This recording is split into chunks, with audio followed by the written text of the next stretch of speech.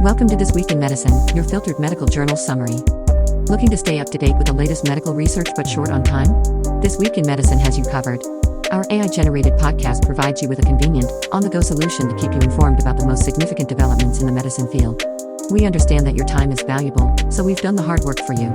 Each episode offers a filtered and concentrated summary of key journal articles, allowing you to stay informed without the need to sift through pages of research papers.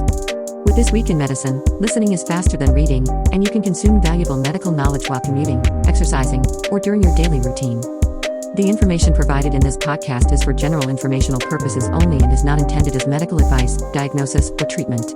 The podcast is not a substitute for professional medical advice, diagnosis, or treatment.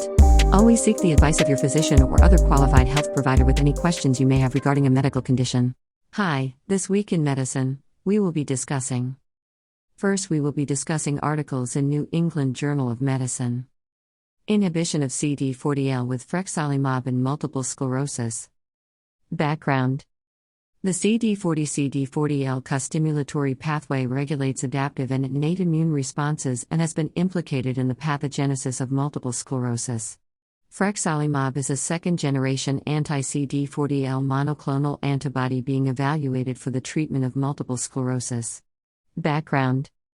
The CD40-CD40L costimulatory pathway regulates adaptive and innate immune responses and has been implicated in the pathogenesis of multiple sclerosis. Frexalimab is a second-generation anti-CD40L monoclonal antibody being evaluated for the treatment of multiple sclerosis. Methods. In this Phase 2, double-blind, randomized trial, we assigned, in a 4:4:1:1 ratio, participants with relapsing multiple sclerosis to receive 1,200 mg of Frexalimab administered intravenously every 4 weeks, with an 1,800 mg loading dose, 300 mg of Frexalimab administered subcutaneously every 2 weeks, with a 600 mg loading dose, or the matching placebos for each active treatment. The primary endpoint was the number of new gadolinium-enhancing T1 weighted lesions seen on magnetic resonance imaging at week 12 relative to week 8. Secondary endpoints included the number of new or enlarging T2 weighted lesions at week 12 relative to week 8, the total number of gadolinium-enhancing T1 weighted lesions at week 12, and safety. After 12 weeks, all the participants could receive open-label Frexalimab. Results. Of 166 participants screened, 129 were assigned to a trial group, 125 participants, 97%, completed the 12-week double-blind period. The mean age of the participants was 36.6 years, 66% were women, and 30% had gadolinium-enhancing lesions at baseline. At week 12, the adjusted mean number of new gadolinium-enhancing T1 weighted lesions was 0.2. 95% confidence interval, C, 0.1 to 0.4, in the group that received 1,200 mg of Frexalimab intravenously and 0.3, 95% C, 0.1 to 0.6, in the group that received 300 mg of Frexalimab subcutaneously, as compared with 1.4, 95% C, 0.6 to 3.0, in the pooled placebo group. The rate ratios as compared with placebo were 0.11, 95% C, 0.03 to 0.38, in the 1,200 mg group and 0.21, 95% C, 0.08 to 0.56, in the 300 mg group. Results for the secondary imaging endpoints were generally in the same direction as those for the primary analysis. The most common adverse events were coronavirus disease 2019 and headaches. Conclusions. In a Phase 2 trial involving participants with multiple sclerosis, inhibition of CD40L with Frexalimab had an effect that generally favored a greater reduction in the number of new gadolinium-enhancing T1 weighted lesions at week 12 as compared with placebo. Larger and longer trials are needed to determine the long-term efficacy and safety of Frexalimab in persons with multiple sclerosis.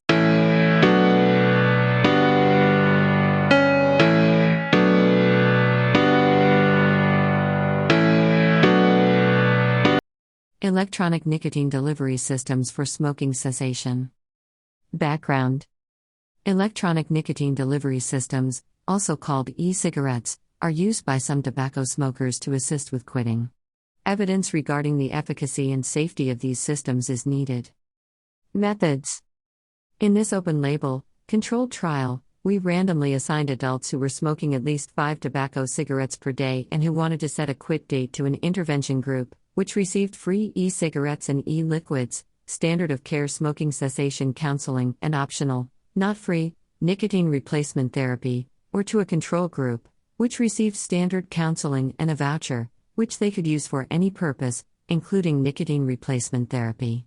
The primary outcome was biochemically validated, continuous abstinence from smoking at 6 months.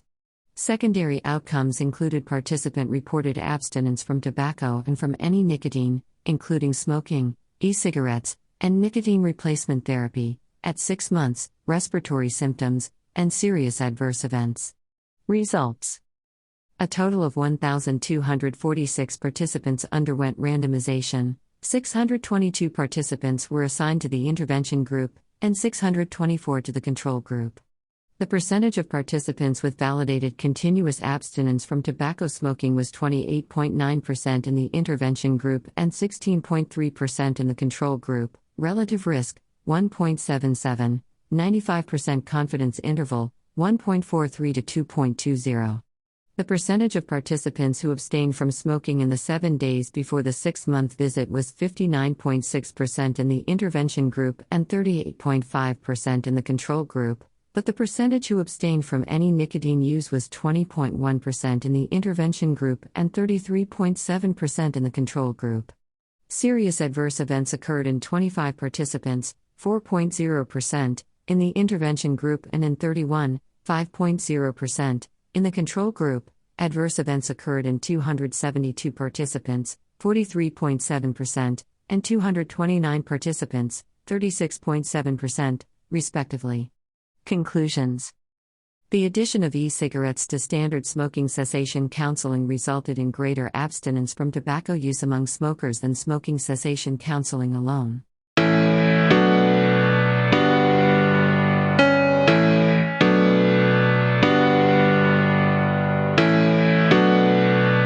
Cefepime Taniborbactam in complicated urinary tract infection. Background. Carbapenem-resistant Enterobacterales species and multidrug-resistant Pseudomonas aeruginosa are global health threats. Cefepime Taniborbactam is an investigational beta-lactam and beta-lactamase inhibitor combination with activity against Enterobacterales species and P. aeruginosa expressing serine and metallo-beta-lactamases. Methods. In this Phase 3, double-blind, randomized trial, we assigned hospitalized adults with complicated urinary tract infection, UTI, including acute pyelonephritis, in a 2-to-1 ratio to receive intravenous Cefepime Taniborbactam, 2.5 grams, or meropenem, 1 gram, every 8 hours for 7 days. This duration could be extended up to 14 days in case of bacteremia. The primary outcome was both microbiologic and clinical success, composite success, on trial days 19 to 23 in the microbiologic intention to treat, microIT, population, patients who had a qualifying gram-negative pathogen against which both study drugs were active. A pre-specified superiority analysis of the primary outcome was performed after confirmation of non-inferiority. Results. Of the 661 patients who underwent randomization, 436, 66.0%, were included in the microIT population. The mean age of the patients was 56.2 years, and 38.1% were 65 years of age or older. In the microIT population, 57.8% of the patients had complicated UTI, 42.2% had acute pyelonephritis, and 13.1% had bacteremia. Composite success occurred in 207 of 293 patients, 70.6%, in the Cefepime Taniborbactam group and in 83 of 143 patients, 58.0%, in the meropenem group. Cefepime Taniborbactam was superior to meropenem regarding the primary outcome, treatment difference, 12.6 percentage points, 95% confidence interval, 3.1 to 22.2, p equals 0.009. Differences in treatment response were sustained at late follow-up, trial days 28 to 35, when Cefepime Taniborbactam had higher composite success and clinical success. Adverse events occurred in 35.5% and 29.0% of patients in the Cefepime Taniborbactam group and the meropenem group, respectively, with headache, diarrhea, constipation, hypertension, and nausea the most frequently reported. The frequency of serious adverse events was similar in the two groups. Conclusions: Cefepime Taniborbactam was superior to meropenem for the treatment of complicated UTI that included acute pyelonephritis, with a safety profile similar to that of meropenem.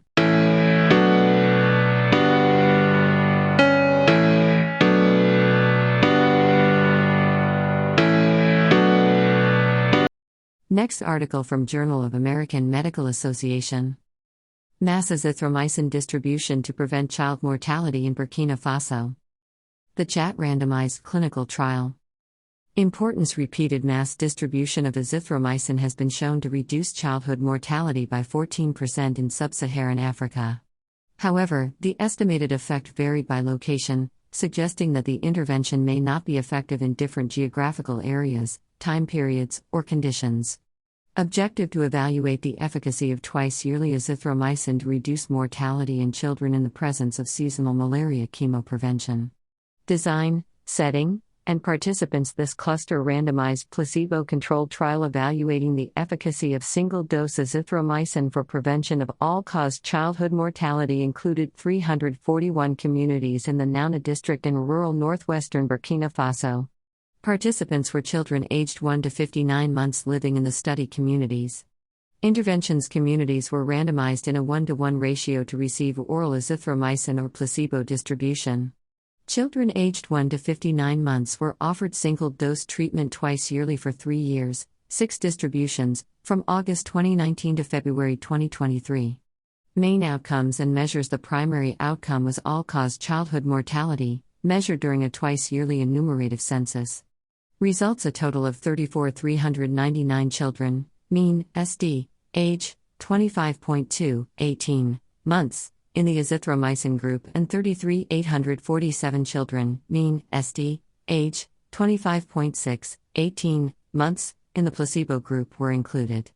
A mean, SD, of 90.1%, 16.0%, of the census children received the scheduled study drug in the azithromycin group, and 89.8%, 17.1%, received the scheduled study drug in the placebo group.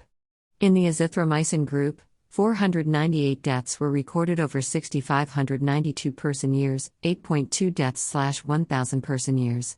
In the placebo group, 588 deaths were recorded over 58,547 person-years, 10.0 deaths/1,000 person-years.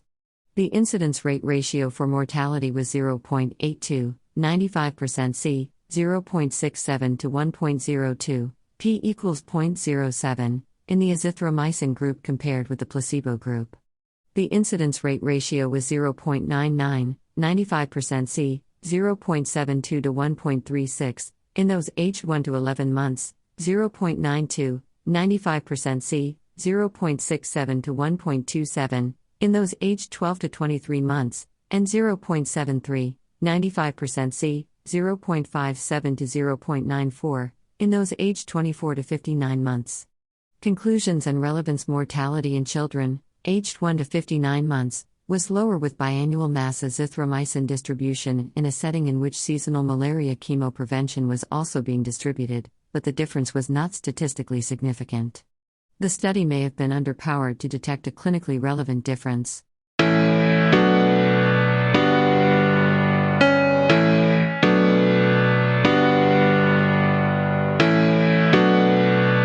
Next article from Annals of Internal Medicine. Surgery, needle fasciotomy, or collagenase injection for Dupuytren contracture. A randomized controlled trial. Background: surgery, needle fasciotomy, and collagenase injection are used to treat Dupuytren contracture. The treatment decision requires balancing initial morbidity and costs of surgery against its potential long-term benefits over needle fasciotomy and collagenase. Objective: to compare the effectiveness of surgery, needle fasciotomy, and collagenase injection at 3 months and 2 years, secondary time points of the trial. Design: a multi-center, randomized, outcome assessor blinded, superiority trial. clinicaltrials.gov, NCT 03192020 setting. 6 public hospitals in Finland. Participants: 302 persons with treatment-naive Dupuytren contracture ankle less than 135 degrees. Intervention. Surgery, N equals 101, needle fasciotomy, N equals 101, or collagenase, N equals 100. Measurements. The primary outcome was the success rate, defined as greater than 50% contracture release in patients reaching the patient-acceptable symptom state. Secondary outcomes included hand function, pain, quality of life, patient satisfaction, residual contracture angle, finger flexion, risk for retreatment, and serious adverse events. Results. A total of 292, 97%, and 284, 94%, participants completed the 3-month and 2-year follow-ups. Success rates were similar at 3 months, 71%, 95% C, 62% to 80%, for surgery, 73% C, 64% to 82%, for needle fasciotomy, and 73% C, 64% to 82%, for collagenase. At 2 years, surgery had superior success rates compared with both needle fasciotomy, 78% versus 50%, adjusted risk difference, ARD, 0.30, C, 0.17 to 0.43, and collagenase, 78% versus 65%, ARD, 0.13, C, 0.01 to 0.26. Secondary analyses paralleled with the primary analysis. Limitation. Participants were not blinded. Conclusion. Initial outcomes are similar between the treatments, but at 2-year success rates were maintained in the surgery group but were lower with both needle fasciotomy and collagenase despite retreatments.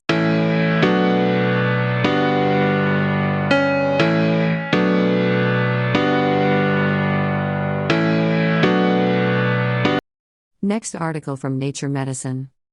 Effectiveness and safety of telehealth medication abortion in the USA. Telehealth abortion has become critical to addressing surges in demand in states where abortion remains legal but evidence on its effectiveness and safety is limited. California Home Abortion by Telehealth, CHAT, is a prospective study that follows pregnant people who obtained medication abortion via telehealth from 3 virtual clinics operating in 20 states and Washington, D.C. between April 2021 and January 2022. Individuals were screened using a standardized no-test protocol, primarily relying on their medical history to assess medical eligibility. We assessed effectiveness, defined as complete abortion after 200 mg mifepristone and 1,600 microgram misoprostol, or lower, without additional intervention. Safety was measured by the absence of serious adverse events. We estimated rates using multivariable logistic regression and multiple imputation to account for missing data.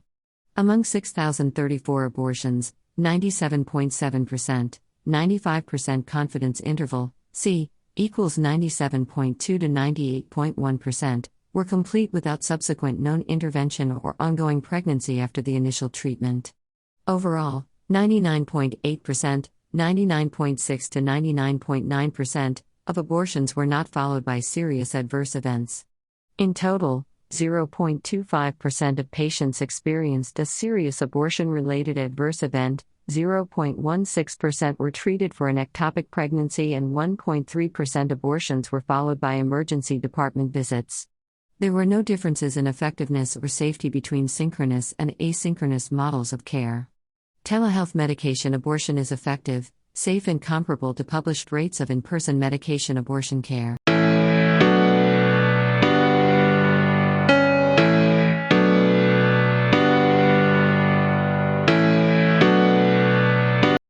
Next article from British Medical Journal. Effective exercise for depression, systematic review and network meta-analysis of randomized controlled trials. Objective to identify the optimal dose and modality of exercise for treating major depressive disorder, compared with psychotherapy, antidepressants, and control conditions. Design systematic review and network meta-analysis. Method screening, data extraction, coding, and risk of bias assessment were performed independently and duplicate. Bayesian arm-based, multi-level network meta-analyses were performed for the primary analyses. Quality of the evidence for each arm was graded using the Confidence in Network Meta-Analysis, Cinema, online tool. Data sources: Cochrane Library, Medline, Embase, Sport Discus, and PsycInfo databases. Eligibility criteria for selecting studies: any randomized trial with exercise arms for participants meeting clinical cutoffs for major depression. Results: 218 unique studies with a total of 495 arms and 1,170 participants were included. Compared with active controls, e.g., usual care, placebo tablet, moderate reductions in depression were found for walking or jogging, N equals 1210, kappa equals 51, Hedges G minus 0.62, 95% credible interval minus 0.80 to minus 0.45, yoga, N equals 1047, kappa equals 33, G minus 0.55, minus 0.73 to minus 0.36, strength training, N equals 643, kappa equals 22, G minus 0.49, minus 0.69 to minus 0.29, mixed aerobic exercises, N equals 1286, kappa equals 51, G minus 0.43, minus 0.61 to minus 0.24, and Tai Chi or Qigong, N equals 343, kappa equals 12, G minus 0.42, minus 0.65 to minus 0.21. The effects of exercise were proportional to the intensity prescribed. Strength training and yoga appeared to be the most acceptable modalities. Results appeared robust to publication bias, but only one study met the Cochrane criteria for low risk of bias. As a result, confidence in accordance with cinema was low for walking or jogging and very low for other treatments. Conclusions: exercise is an effective treatment for depression, with walking or jogging, yoga, and strength training more effective than other exercises, particularly when intense. Yoga and strength training were well tolerated compared with other treatments. Exercise appeared equally effective for people with and without comorbidities and with different baseline levels of depression. To mitigate expectancy effects, future studies could aim to blind participants and staff. These forms of exercise could be considered alongside psychotherapy and antidepressants as core treatments for depression.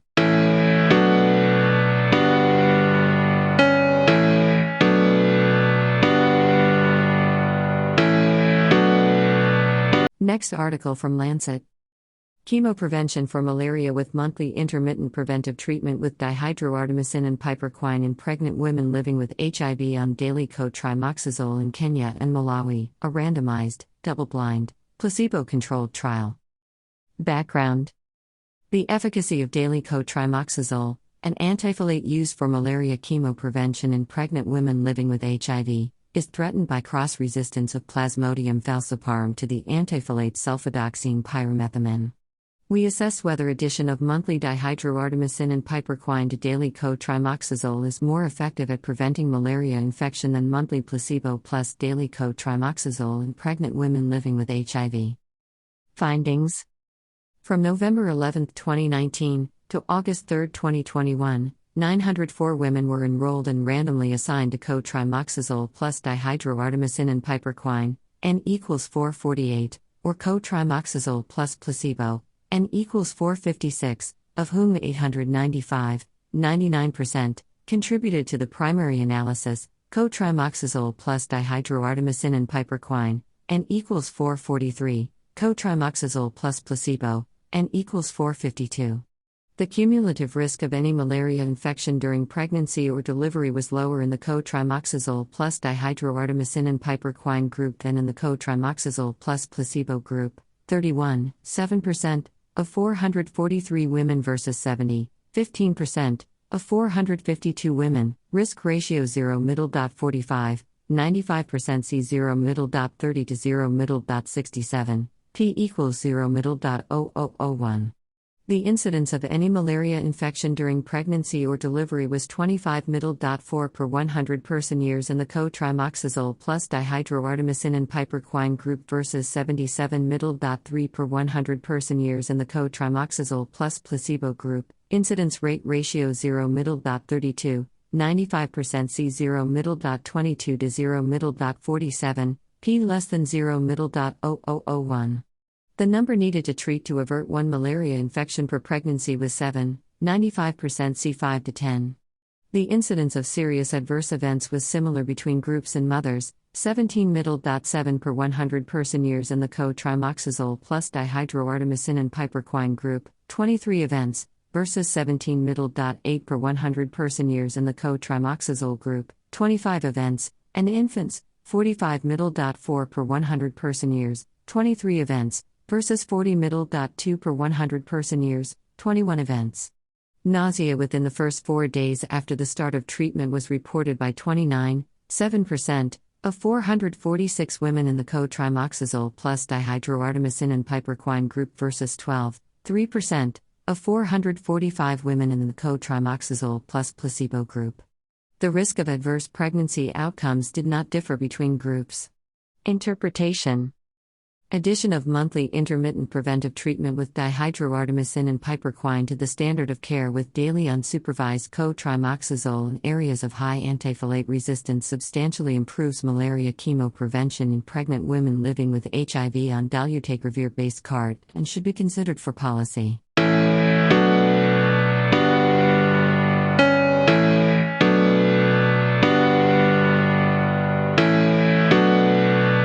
Next article from Journal of Clinical Oncology.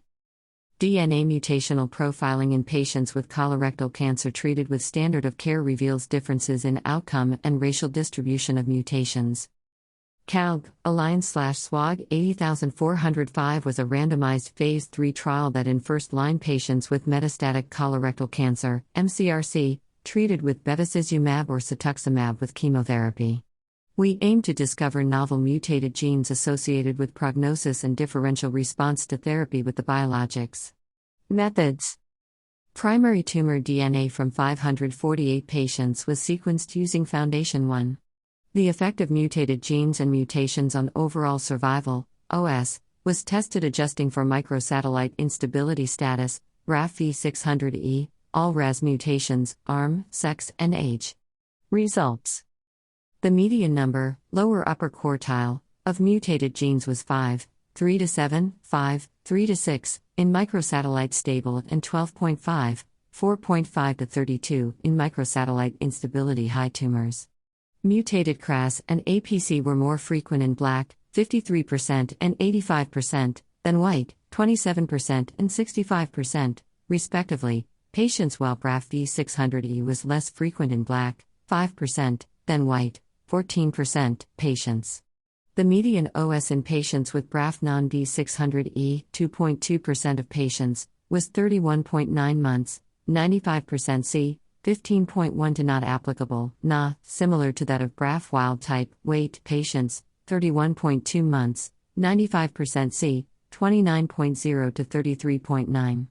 Mutated LRP1B, 10.7% of patients, was associated with improved OS compared with weight LRP1B, hazard ratio, 0.57, 95% C, 0.40 to 0.80. RNF43, 5.6% of patients, interacted with treatment arms as, in the cetuximab arm, patients with mutated RNF43 had a median OS of 11.5, 95% C, 10.8 to Na, months compared with 30.1, 95% C, 24.9 to 35.3, months in patients with weight RNF43, whereas in the bevacizumab arm, patients with mutated RNF43 had a median OS of 25.0, 95% C, 14.2 to Na, months compared with 31.3, 95% C, 29.0 to 34.3, months in patients with weight RNF43. Conclusion. These results can provide new tools to predict patient outcome and improve therapeutic decisions and trial participation in patient minorities. The molecular alterations identified in this study may direct biomarker-driven studies.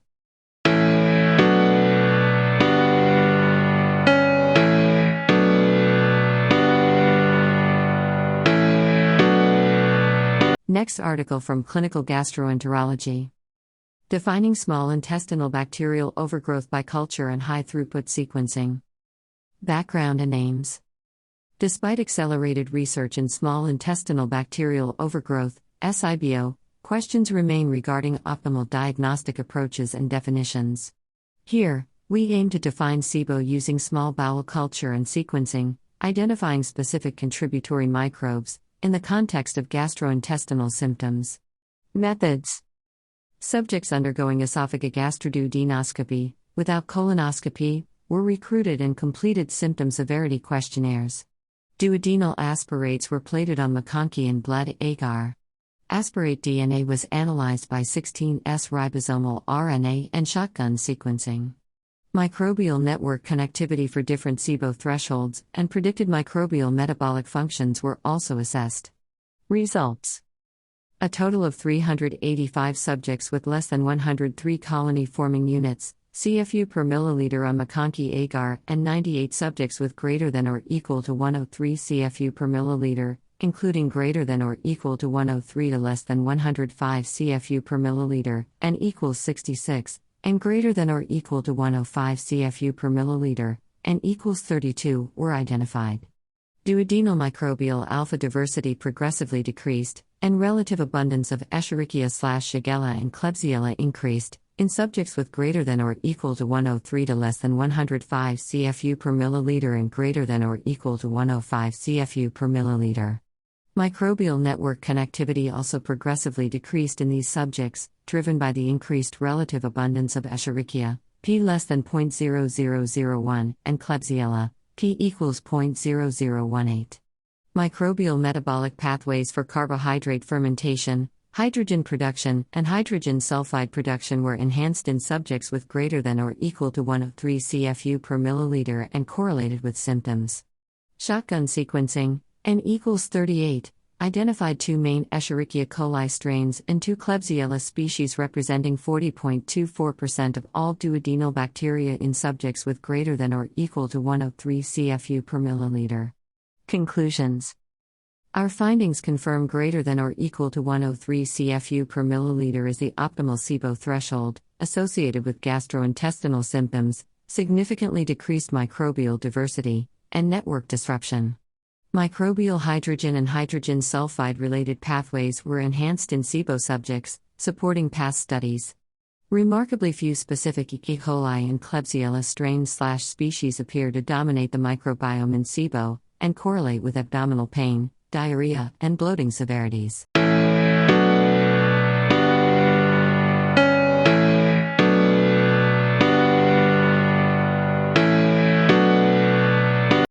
Association of renin-angiotensin system inhibition with liver-related events and mortality in compensated cirrhosis. Background and aims. While renin-angiotensin system inhibition lowers the hepatic-venous gradient, the effect on more clinically meaningful endpoints is less studied. We aim to quantify the relationship between renin-angiotensin system inhibition and liver-related events, LREs, among adults with compensated cirrhosis. Methods. In this national cohort study using the Optum database, we quantified the association between angiotensin-converting enzyme, ACE, inhibitor or angiotensin receptor blocker, ARB, use in LREs, hepatocellular carcinoma, liver transplantation, ascites, hepatic encephalopathy, or variceal bleeding, among patients with cirrhosis between 2009 and 2019. Selective beta blocker, SBB, users served as the comparator group. We used demographic and clinical features to calculate inverse probability treatment weighted cumulative incidences, absolute risk differences, and Cox proportional hazard ratios. Results. Among 4,214 adults with cirrhosis, 3,155 were ACE inhibitor/ARB users and 1,059 were SBB users. In inverse probability treatment weighted analyses, ACE inhibitor/ARB versus SBB, users had lower 5-year cumulative incidence, 30.6%, 95% confidence interval, C, 27.8% to 33.2%, versus 41.3%, 95% C, 34.0% to 47.7%, absolute risk difference, minus 10.7%, 95% C, minus 18.1% to minus 3.6%, and lower risk of LREs, adjusted hazard ratio R, 0.69, 95% C, 0.60 to 0.80. There was a dose-response relationship, compared with SBB use, ACE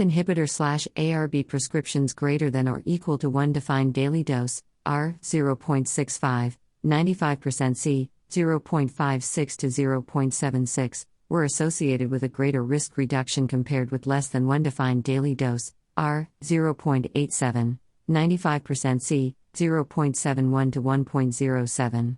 Results were robust across sensitivity analyses such as comparing ACE inhibitor/ARB users with non-users and as treated analysis.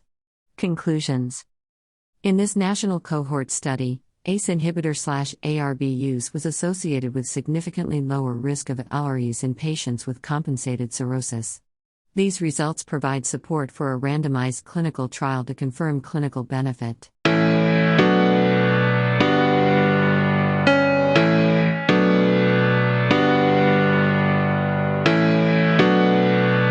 Next article from Clinical Liver Disease. Screening for hepatitis C is part of an opioid stewardship quality improvement initiative, identifying infected patients and analyzing linkage to care. Screening patients with opioid use disorder, OUD, for HCV can potentially decrease morbidity and mortality if HCV-infected individuals are linked to care. We describe a quality improvement initiative focused on patients with OUD, incorporating an electronic health record decision support tool for HCV screening across multiple healthcare venues, and examining the linkage to HCV care. Of 5,829 patients with OUD, 4,631 were tested for HCV, 79.4%, compared to a baseline of 8%, and 1,614, 27.7%, tested positive. 230 patients had died at the study onset. Patients tested in the acute care and emergency department settings were more likely to test positive than those in the ambulatory setting, or equals 2.21 and 2.49, p less than 0.001. Before patient outreach, 279, 18.2%, HCV-positive patients were linked to care. After patient outreach, 326, 23.0%, total patients were linked to care. Secondary endpoints included mortality and the number of patients who were HCV positive who achieved a cure. The mortality rate in patients who were HCV positive, 12.2%, was higher than that in patients who were HCV negative, 7.4%, or equals 1.72, p less than 0.001, or untested patients, 6.2%, or equals 2.10, p less than 0.001. Of the 326 with successful linkage to care, 113, 34.7%, had a documented cure. An additional 55, 16.9%, patients had a possible cure, defined as direct-acting antiviral ordered but no follow-up documented, known treatment in the absence of documented sustained viral response lab draw, or documentation of cure noted in outside medical records but unavailable laboratory results. A strategy utilizing electronic health record decision support tools for testing patients with OUD for HCV was highly effective. However, linking patients with HCV to care was less successful.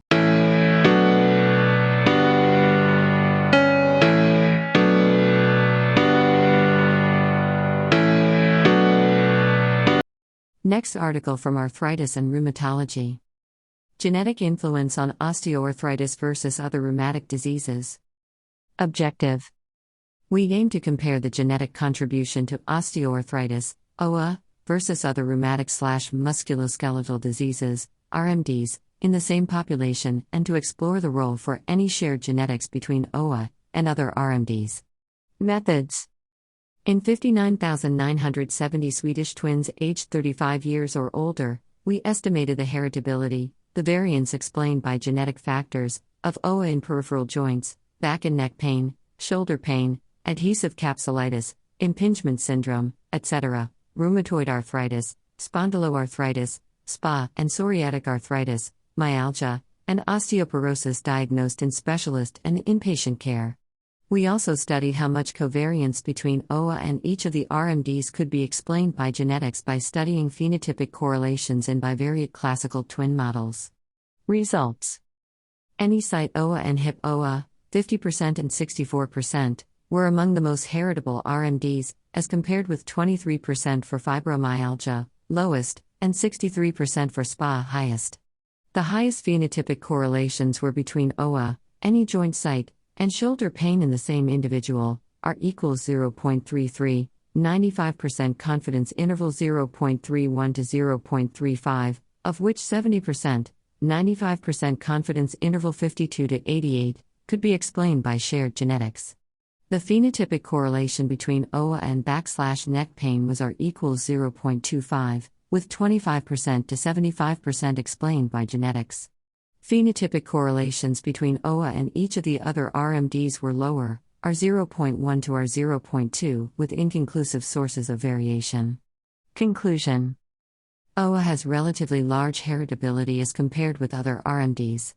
The coexistence of OA and shoulder pain, as well as back pain, was common and could often be explained by genetic factors.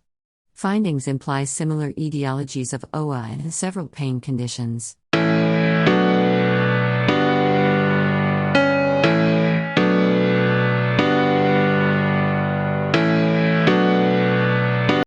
Next article from Circulation.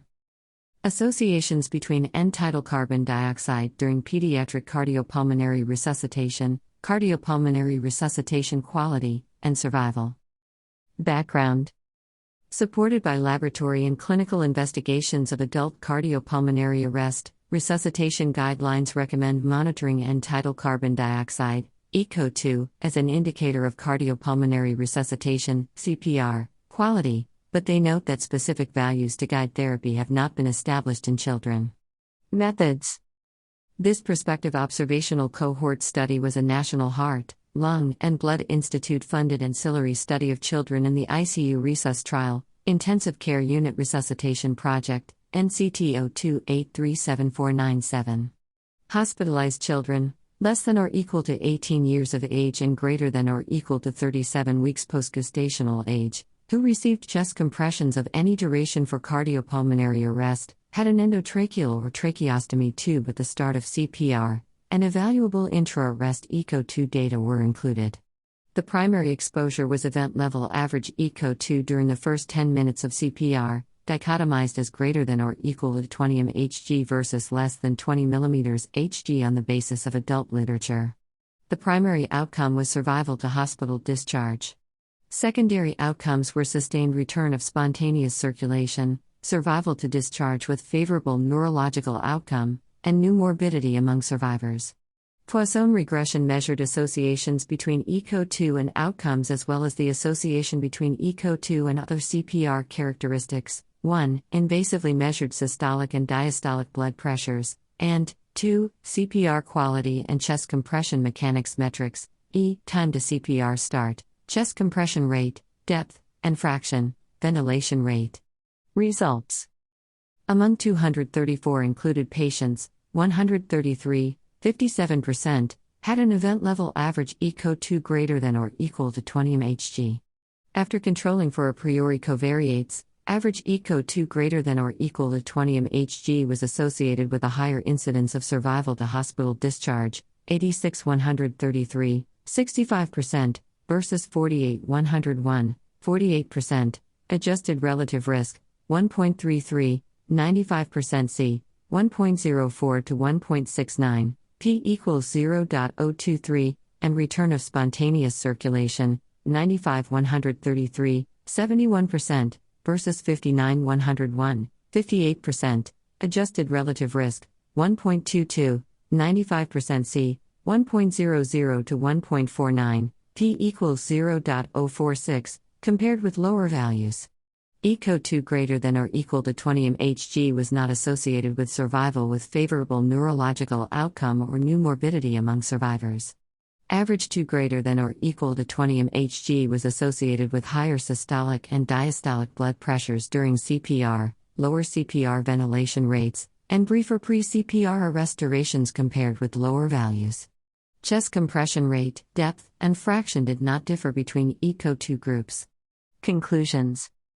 In this multicenter study of children with in-hospital cardiopulmonary arrest, ECO2 greater than or equal to 20 mHg was associated with better outcomes and higher intra-arrest blood pressures, but not with chest compression quality metrics.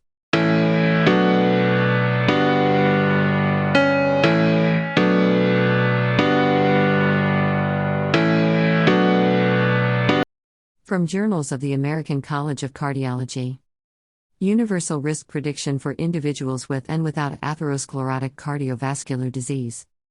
Background: American College of Cardiology/American Heart Association guidelines recommend distinct risk classification systems for primary and secondary cardiovascular disease prevention. However, both systems rely on similar predictors, e.g., age and diabetes, indicating the possibility of a universal risk prediction approach for major adverse cardiovascular events, MACEs. Objectives: The authors examined the performance of predictors in persons with and without atherosclerotic cardiovascular disease, ASCADE, and developed and validated a universal risk prediction model.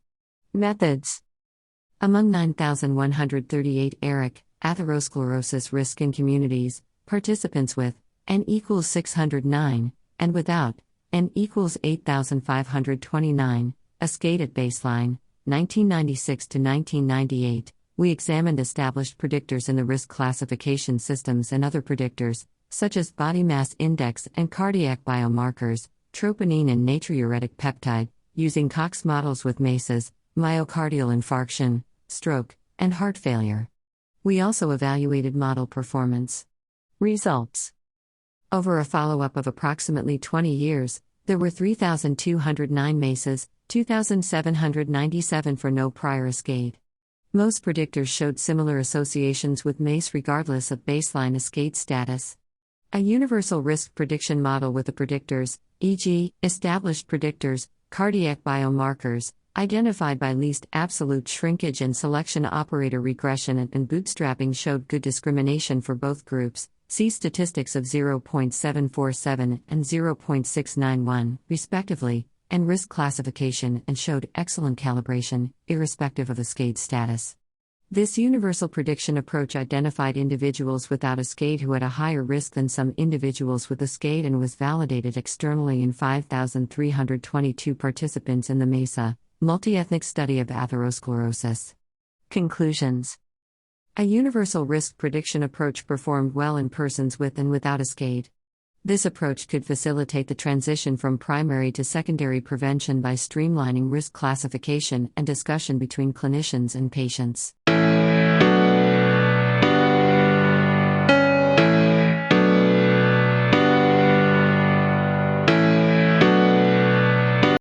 Next article from Journal of Clinical Endocrinology and Metabolism.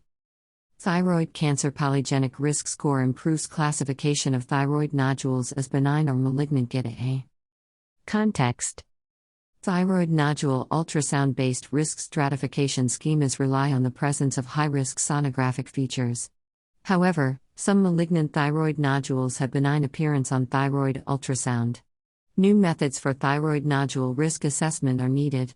Objective: We investigated polygenic risk score, PRS, accounting for inherited thyroid cancer risk combined with ultrasound-based analysis for improved thyroid nodule risk assessment. Methods: The convolutional neural network classifier was trained on thyroid ultrasound still images and cine clips from 621 thyroid nodules. Phenome-wide association study, PHI-WAS, and PRS-PHI were used to optimize PRS for distinguishing benign and malignant nodules. PRS was evaluated in 73,346 participants in the Colorado Center for Personalized Medicine Biobank. Results: When the deep learning model output was combined with thyroid cancer PRS and genetic ancestry estimates, the area under the receiver operating characteristic curve, ORAC, of the benign versus malignant thyroid nodule classifier increased from 0.83 to 0.89 to long, p-value equals 0.007. The combined deep learning and genetic classifier achieved a clinically relevant sensitivity of 0.95, 95% C, 0.88 to 0.99, specificity of 0.63, 0.55 to 0.70, and positive and negative predictive values of 0.47, 0.41 to 0.58, and 0.97, 0.92 to 0.99, respectively. ORAC improvement was consistent in European ancestry stratified analysis, 0.83 and 0.87 for deep learning and deep learning combined with PRS classifiers, respectively. Elevated PRS was associated with a greater risk of thyroid cancer structural disease recurrence, Ordinal logistic regression, p-value equals 0.002. Conclusion. Augmenting ultrasound-based risk assessment with PRS improves diagnostic accuracy.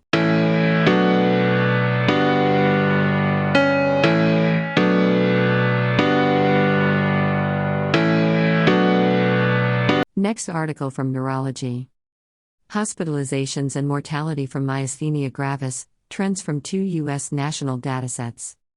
Background and objectives. Myasthenia gravis, MG, is a rare neuromuscular disorder where antibodies damage the communication between nerves and muscles, leading to muscle weakness that can be severe and have a significant impact on patients' lives. MG exacerbations include myasthenic crisis with respiratory failure, the most serious manifestation of MG. Recent studies have found MG prevalence increasing, especially in older patients. This study examined trends in hospital admissions and in-hospital mortality for adult patients with MG and readmissions and post-discharge mortality in older, 65 years or older, adults with MG. Methods.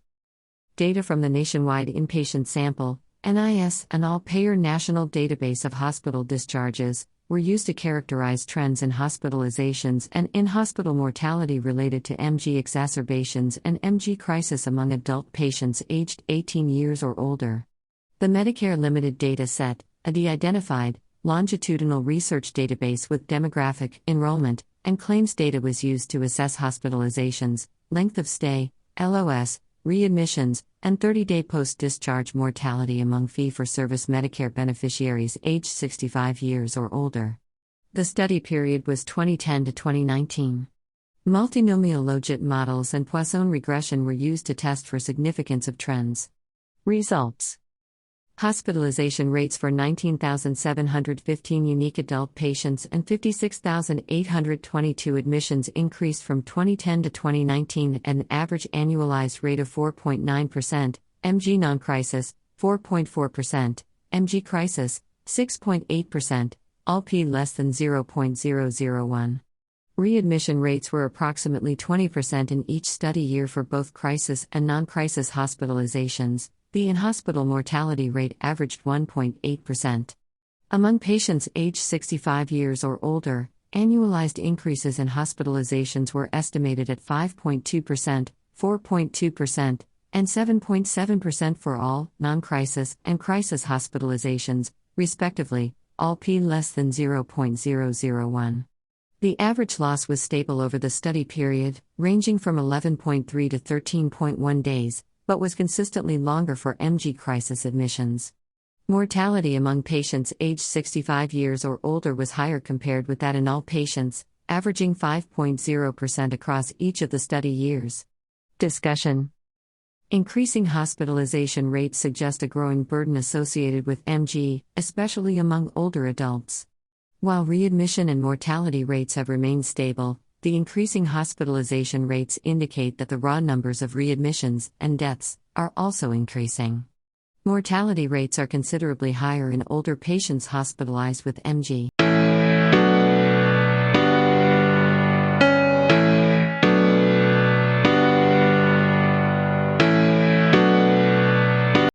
Safety and efficacy of Nipocalimab in patients with generalized myasthenia gravis. Results from the randomized Phase 2 Vivacity MG study. Background and objectives. To evaluate in a Phase 2 study the safety and efficacy of Nipocalimab, a fully human, anti-neonatal Fc receptor monoclonal antibody, in patients with generalized myasthenia gravis, GMG. Methods. Patients with GMG with inadequate response to stable standard of care, SOC, therapy were randomized 1:1:1:1:1 to receive either 4 placebo every 2 weeks, Q2W, or one of 4 Nipocalimab treatments, 5 mg/kg once every 4 weeks, Q4W, 30 mg/kg Q4W, 60 mg/kg Q2W each for 8 weeks, or a 60 mg/kg single dose, in addition to their background SOC therapy.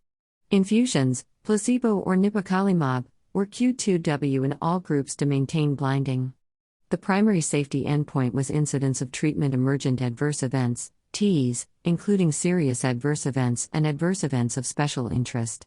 The primary efficacy endpoint was change from baseline to day 57 in myasthenia gravis activities of daily living, MGADL, total scores. Dose responsive change at day 57 was analyzed with a linear trend test over the placebo, Nipocalimab 5 mg/kg Q4W, Nipocalimab 30 mg/kg Q4W, and Nipocalimab 60 mg/kg Q2W groups. Results: 68 patients, Nipocalimab, N equals 54, placebo, N equals 14, were randomized. 64 patients, 94.1%, were positive for anti-acetylcholine receptor autoantibodies, and 4 patients, 6%, were positive for antimuscle-specific tyrosine kinase autoantibodies. 57 patients, 83.8%, completed treatment through day 57. The combined Nipocalimab group compared with the placebo group demonstrated similar incidences of TEs, 83.3% versus 78.6%, respectively, and infections, 33.3% versus 21.4%, respectively. No deaths or discontinuations due to TEs and no TEs of special interest, grade greater than or equal to 3 infection or hypoalbuminemia, were observed with Nipocalimab treatment.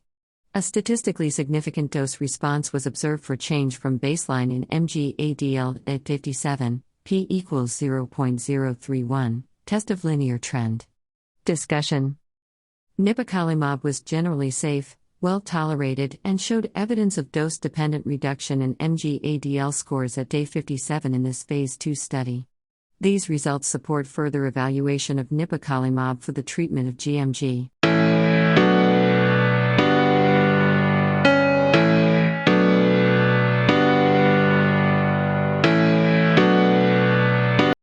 Next article from Chest. Glycated hemoglobin trajectories and their association with treatment outcomes among patients with pulmonary TB in India. Background. Transient hyperglycemia is seen commonly during TB treatment, yet its association with unfavorable treatment outcomes is unclear. Research question. Does an association exist between glycated hemoglobin, PAB1C, trajectories and TB treatment outcomes? Study design and methods. Adults with pulmonary TB were evaluated prospectively for 18 months after the second PAB1C measurement. PAB1C trajectories during the initial 3 months of treatment were defined as follows: persistent euglycemia, PAB1C less than 6.5% at baseline and 3-month follow-up, persistent hyperglycemia, PAB1C greater than or equal to 6.5% at baseline and 3-month follow-up, transient hyperglycemia, PAB1C greater than or equal to 6.5% at baseline and less than 6.5% at 3-month follow-up, incident hyperglycemia, PAB1C less than 6.5% at baseline and greater than or equal to 6.5% at 3-month follow-up. Multivariable Poisson regression was used to measure the association between PAB1C trajectories and unfavorable treatment outcomes of failure, recurrence, and all-cause mortality. Results.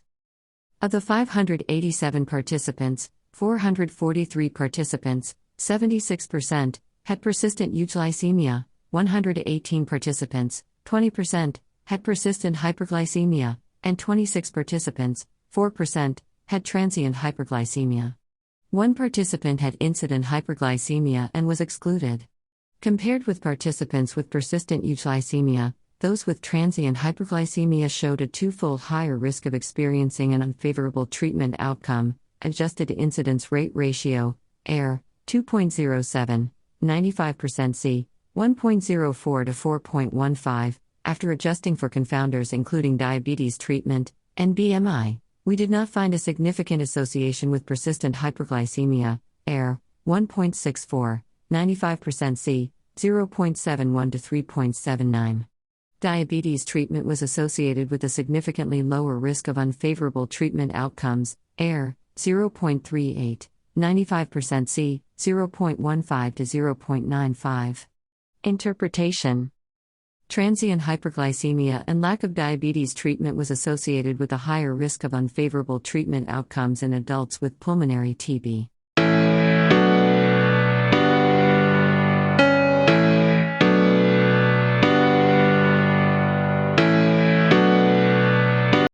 Peripheral administration of norepinephrine.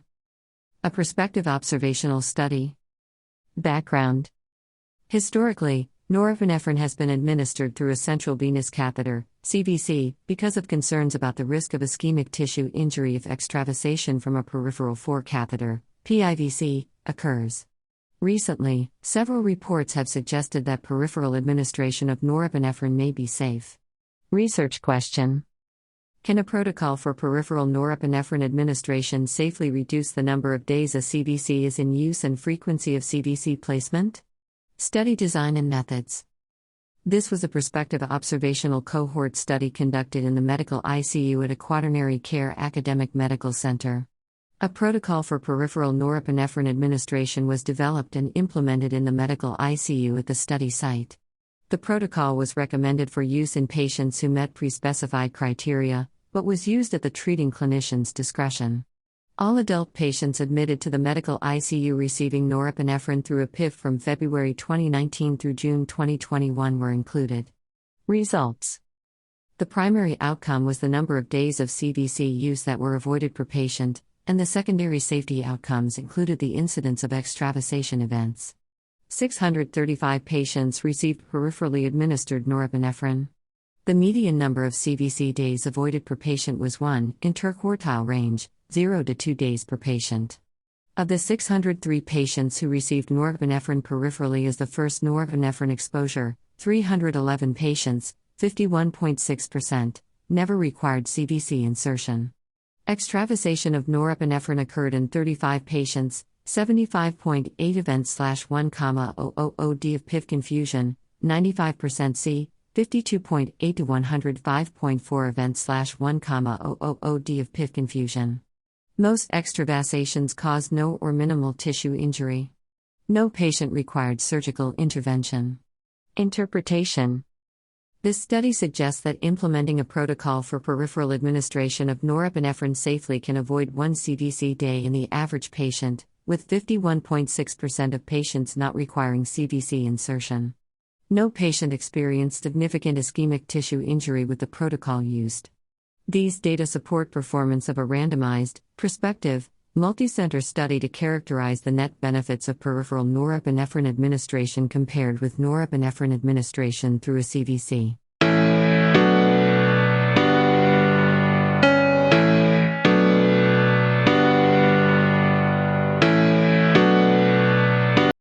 Next article from the American Journal of Respiratory and Critical Care Medicine. Blood-based transcriptomic and proteomic biomarkers of emphysema. Rationale: emphysema is a chronic obstructive pulmonary disease phenotype with important prognostic implications. Identifying blood-based biomarkers of emphysema will facilitate early diagnosis and development of targeted therapies.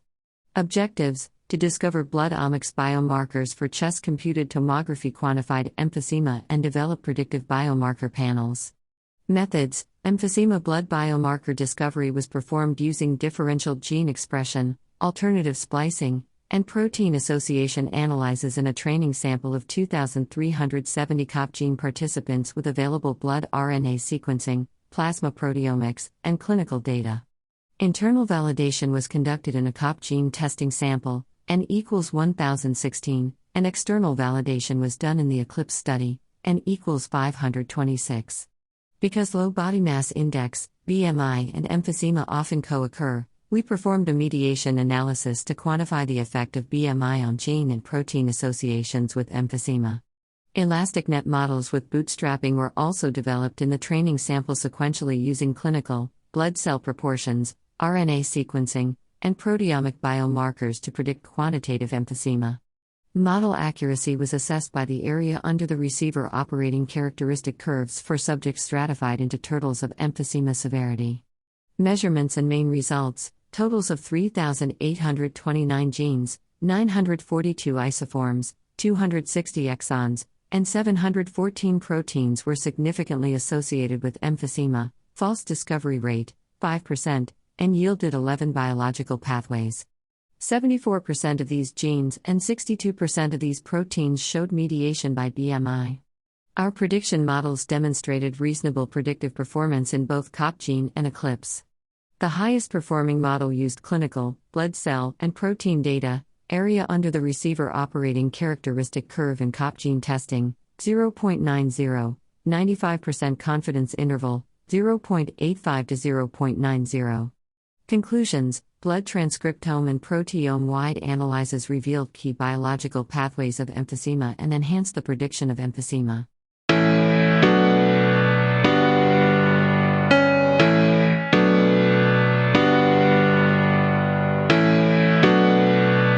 Next article from Clinical Gastroenterology and Hepatology. Defining small intestinal bacterial overgrowth by culture and high-throughput sequencing. Background and names. Despite accelerated research in small intestinal bacterial overgrowth, SIBO, questions remain regarding optimal diagnostic approaches and definitions. Here, we aim to define SIBO using small bowel culture and sequencing, identifying specific contributory microbes, in the context of gastrointestinal symptoms. Methods.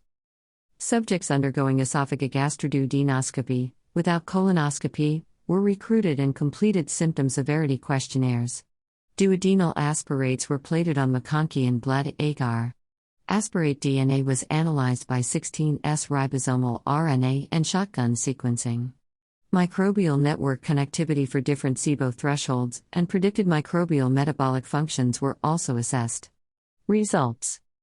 A total of 385 subjects with less than 103 colony-forming units, CFU per milliliter on McConkey agar, and 98 subjects with greater than or equal to 103 CFU per milliliter, including greater than or equal to 103 to less than 105 CFU per milliliter, and equals 66, and greater than or equal to 105 CFU per milliliter, and equals 32, were identified.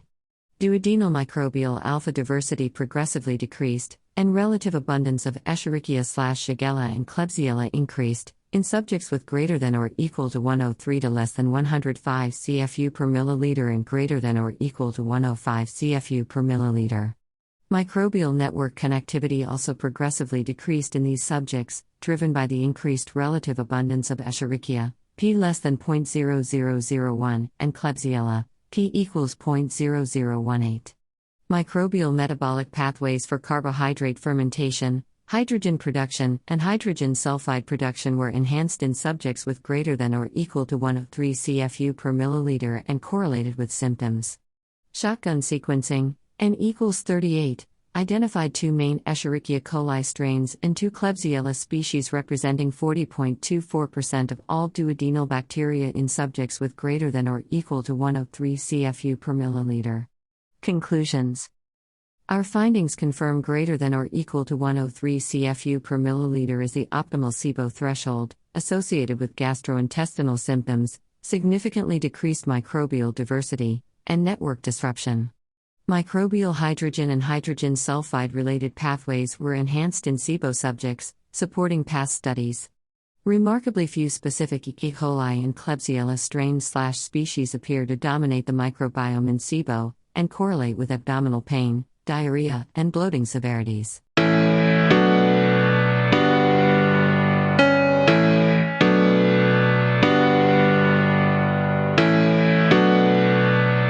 Age-dependent female survival advantage in hepatocellular carcinoma, a multicenter cohort study. Background and names. Hepatocellular carcinoma, HCC, has a higher incidence in males, but the association of sex with survival remains controversial. This study aimed to examine the effect of sex on HCC survival and its association with age. Methods. Among 33,238 patients with HCC from 12 Chinese tertiary hospitals, 4,175 patients who underwent curative intent hepatectomy or ablation were analyzed. Cancer-specific survival, CSS, was analyzed using Cox regression and Kaplan-Meier methods.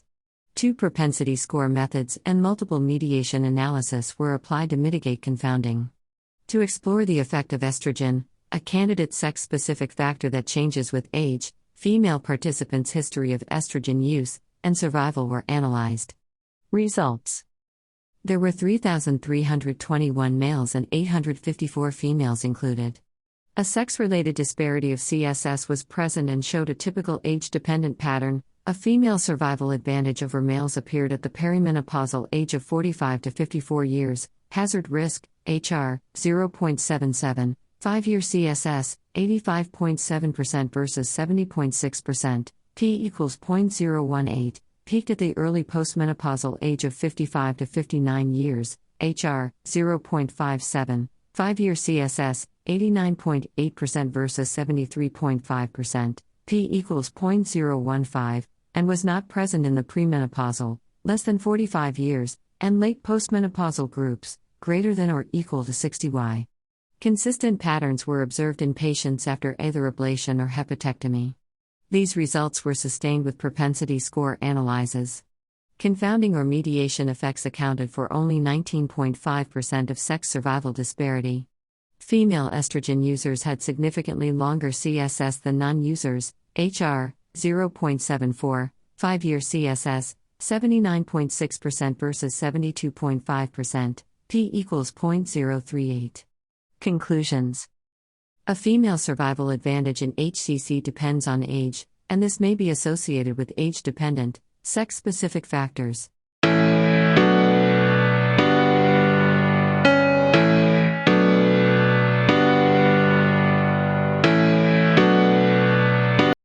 Next article is from Clinical Journal of American Society of Nephrology. Effect of resveratrol on endothelial function in patients with CKD and diabetes, a randomized controlled trial. Background. Patients with CKD and diabetes are at higher risk of developing cardiovascular disease, in part, because of impaired endothelial function. Cardioprotective compounds such as resveratrol could improve endothelial function and attenuate the cardiovascular burden in patients with CKD and diabetes. We hypothesized that resveratrol supplementation would improve endothelial function in patients with CKD and diabetes. Methods. 28 adults aged 68 plus or minus 7 years, 84% men, with stage 3 CKD and diabetes were enrolled in a randomized, double-blind, placebo-controlled, crossover study to investigate the effects of 6-week resveratrol supplementation, 400 mg/d, on endothelial function. Endothelial function was determined through brachial artery flow-mediated dilation. Results. The mean values for EGFR and hemoglobin A1c were 40 plus or minus 9 ml per minute per 1.73 meters 2 and 7.36% plus or minus 0.72%, respectively. Compared with placebo, resveratrol supplementation increased flow-mediated dilation, ratio of geometric mean changes and 95% confidence interval for between-group comparisons, 1.43, 1.15 to 1.77, p-value equals 0.001. EGFR, hemoglobin A1c, BP, and nitroglycerin-mediated dilation were unchanged with resveratrol or placebo, p equals 0.15. Suggesting the observed change in flow-mediated dilation was likely independent of changes in traditional cardiovascular risk factors. Conclusions. Resveratrol supplementation improved endothelial function in patients with CKD and diabetes.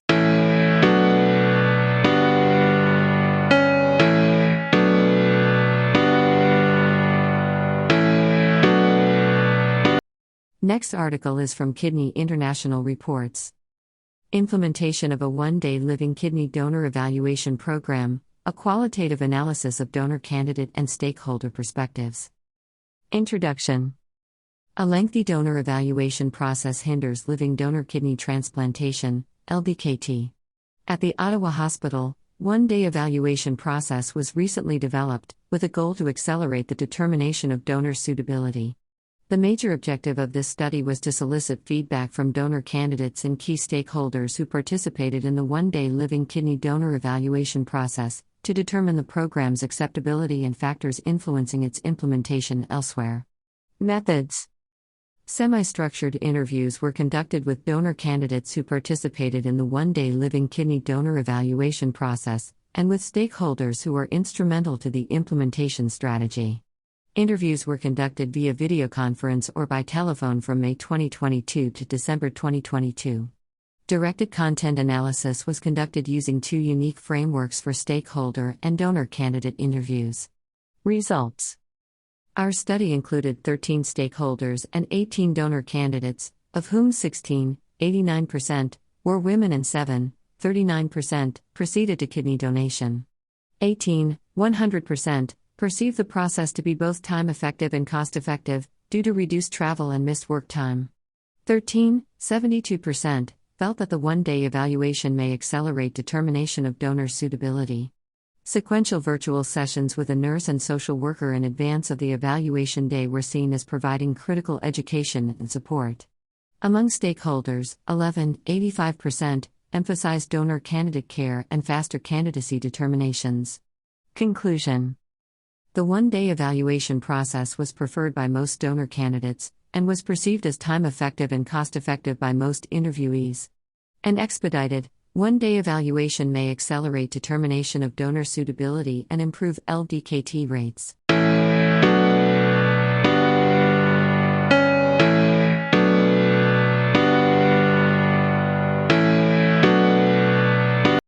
An artificial intelligence-generated automated algorithm to measure total kidney volume in ACT. Introduction.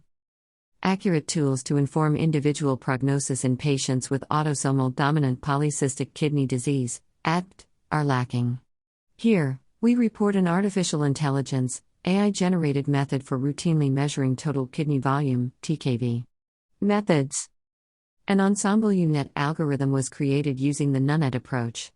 The training and internal cross-validation cohort consisted of all 1.5T magnetic resonance imaging, MRI, data acquired using 5 different MRI scanners, 454 kidneys, 227 scans, in the cystic consortium, which was first manually segmented by a single human operator. As an independent validation cohort, we utilized 48 sequential clinical MRI scans with reference results of manual segmentation acquired by 6 individual analysts at a single center. The tool was then implemented for clinical use and its performance analyzed. Results. The training or internal validation cohort was younger, mean age 44.0 versus 51.5 years, and the female-to-male ratio higher, 1.2 versus 0.94, compared to the clinical validation cohort. The majority of cystic patients had PKD1 mutations, 79%, and typical disease, Mayo Imaging Class 1, 86%. The median DICE score on the clinical validation data set between the algorithm and human analysts was 0.96 for left and right kidneys with a median TKV error of -1.8%. The time taken to manually segment kidneys in the cystic data set was 56, plus or minus 28, minutes, whereas manual corrections of the algorithm output took 8.5, plus or minus 9.2, minutes per scan. Conclusion. Our AI-based algorithm demonstrates performance comparable to manual segmentation. Its rapidity and precision in real-world clinical cases demonstrate its suitability for clinical application. Thank you for listening to This Week in Medicine, your filtered medical journal summary. Have a great week ahead, stay blessed and be humane.